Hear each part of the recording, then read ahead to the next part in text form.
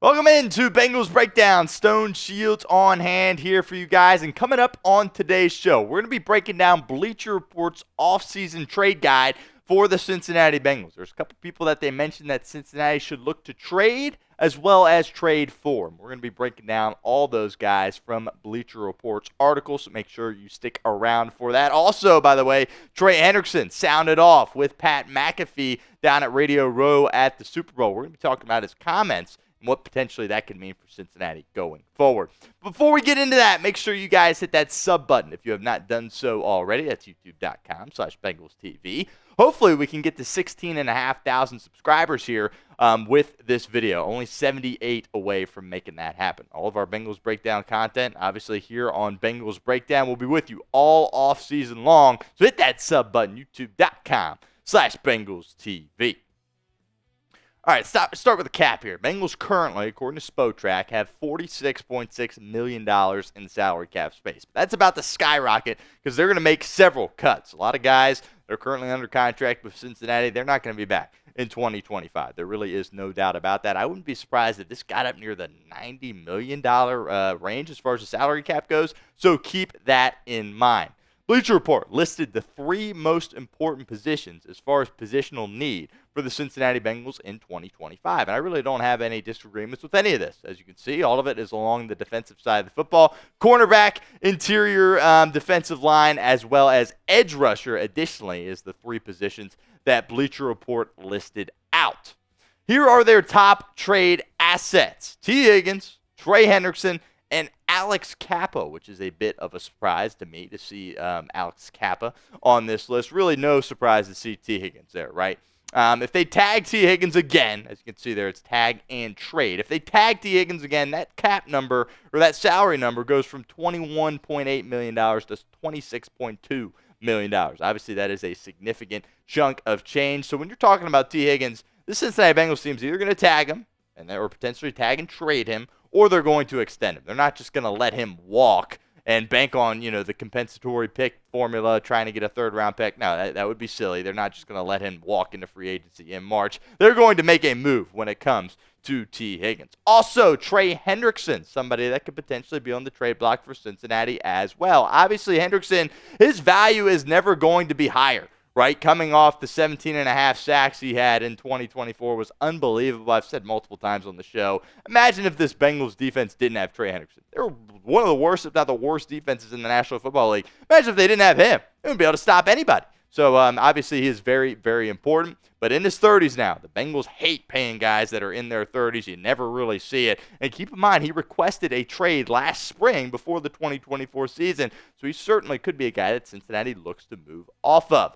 Told you we were going to talk about what he said with Pat McAfee in regards to his future down at Radio Row at the Super Bowl. Here is what Trey Hendrickson had to say. He said, "I would have preferred to have heard it differently than my dad texting me." What the heck's he talking about? Well, when Duke Tobin made those comments down with Kelsey Conway at the Senior Bowl, he's talking about that. So that's major red flag. Cincinnati organization not, communicating well with their players. What else is new?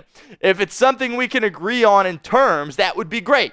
Ideally, my wife and I would love to stay in Cincinnati. The goal is to win a Super Bowl for Cincinnati. What that looks like this season, if it's something we can agree on in terms, that'd be great. If it's something that helps the Bengals win a Super Bowl by getting picks or anything like that, I want to help Cincinnati win a Super Bowl, whether I am here or not."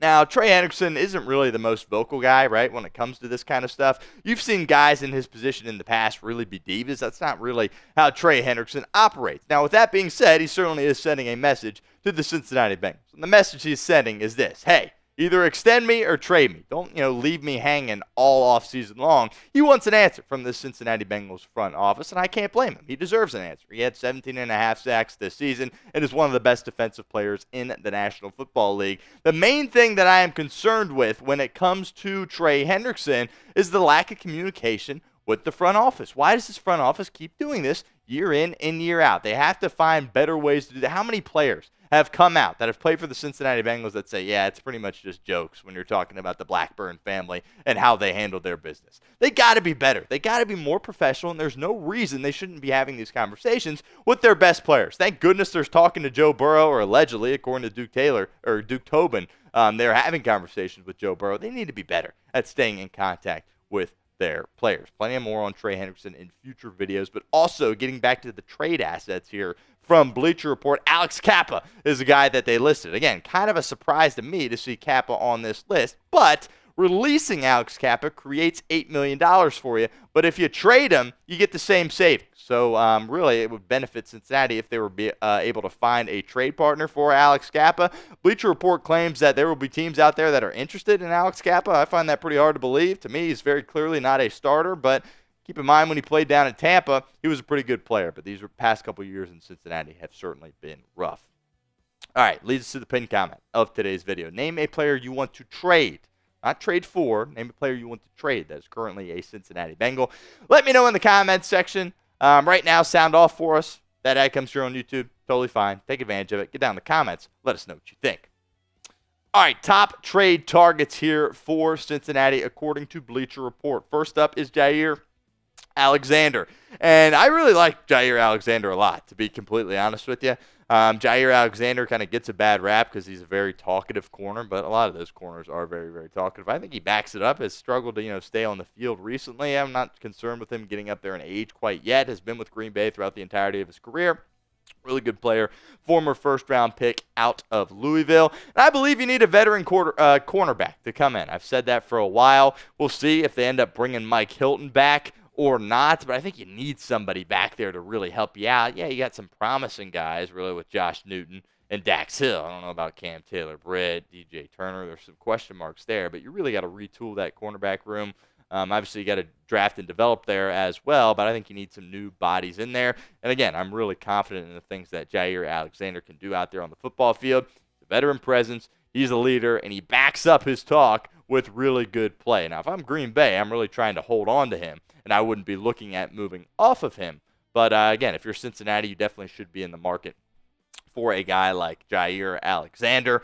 Again, we'll see if Mike Hilton is brought back or not. He is a free agent. Bengals have a decision to make in that regard, but I'm really intrigued by the prospect, of bringing in Jaire Alexander. We'll continue with our show here in a moment, but first, I want to give a shout-out to our friends over at GameTime, as today's show is presented by GameTime. GameTime is a new feature. It's called GameTime Picks. Makes getting tickets to see your favorite teams play live even easier. Filters out all the fluff to show you only incredible deals on great seats, so you don't have to waste time searching through thousands of different tickets. A couple of my favorite features on GameTime: the seat views. Get a panoramic view from your seat in the app before you buy with GameTime. Secondly, the event cancellation protection. You're going to a concert, artist cancels on you, that's fine. GameTime's not going to hose you over. They're going to make sure you get your money back. Also, the all-in pricing feature. Toggling this feature up front allows you to see your total up front so you don't get hit with any of those surprise fees at checkout like some of those other ticketing companies can get you with. So take the guesswork out of buying tickets with GameTime. Download the GameTime app, create an account, use code ChatSports for $20 off your first purchase. Terms apply. But again, create an account, redeem code CHATSPORTS for $20 off. Download GameTime today. Last minute tickets, lowest prices, all guaranteed. We'll keep it here with the Green Bay Packers. Next guy up, that Bleacher Report. Again, this is all Bleacher Report suggestions. Quay Walker, linebacker for the Green Bay Packers, is the next guy on their list. Here's what Bleacher Report had to say about Quay Walker. Linebackers don't typically cost much in a trade. For the Packers, this would be more about getting a pick in return for a player they don't intend to extend anyway. But the Bengals would be getting an exciting addition at a position where they need more athleticism alongside Logan Wilson. Walker has struggled at times for Green Bay. He needs to clean up his tackling, and he's still refining his game, but the prospect of adding more length and athleticism to pair with Wilson could make this a better defense next season. Another opportunity for you guys to get involved with our show here at Bengals Breakdown. Name a player you want to trade for. Let me know in the comments. Earlier, it was name a player you want to trade. I want to know what a player you want to trade for. Sound off for us right now. So here is the trade idea from Bleacher Report. Cincinnati would receive Quay Walker, and the Packers would receive a 2025 fourth-round pick. Bengals love their picks. We know this. It was a bit of a shock to see him get rid of a 7th-round pick at the deadline for Khalil Herbert, right? So not exactly sure they're going to be fired up about potentially moving off another pick. It's not something this team does. I do think Quay Walker still has a lot of potential. Maybe his career hasn't panned out the way he was hoping to this point. Former first-round guy out of Georgia, has won a national championship before.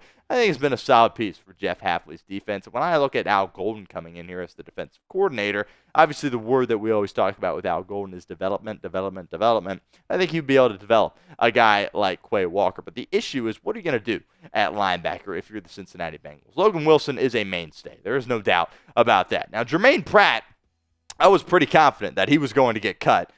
But then you bring back Al Golden. So now I'm not quite as confident. Pratt, of course, played his best football under Al Golden. So we'll see. But I think the linebacker room is going to look a lot different. I'd be surprised if Akeem Davis-Gaither came back for the Cincinnati Bengals. So I think adding a linebacker is a good idea by Bleacher Report. Not sure Cincinnati would do that via a trade. Make sure you guys give me a follow over on Twitter at StoneShields_. All of our Bengals Breakdown content will be posted to my Twitter page. Trying to get to 600 followers by the end of the month. Help me out. Give me a follow at StoneShields_. Last guy here, David. All right, Onyemata. Hold on, I got to pull it up here. Bear with me. Onyemata. David Onyemata is this last guy, defensive tackle here for the Atlanta Falcons. And this is a guy that was from Nigeria, I believe, came over to America, and he's been playing some solid ball for a while now. He's up there in age. Really not fired up about this whatsoever. The prospect of bringing in a guy like Onyemata. There we go, Onyemata. Not really fired up about that. I think you got a lot of youth there along the interior of your defensive line, and you're looking to kind of develop that youth. I mean, maybe if you can get more of a splashy signing. But last time you tried to bring in a guy that's been around the block a little bit, i.e. Sheldon Rankins, that blew up in your face. So I'm not really sure that Cincinnati wants to go down that path once again.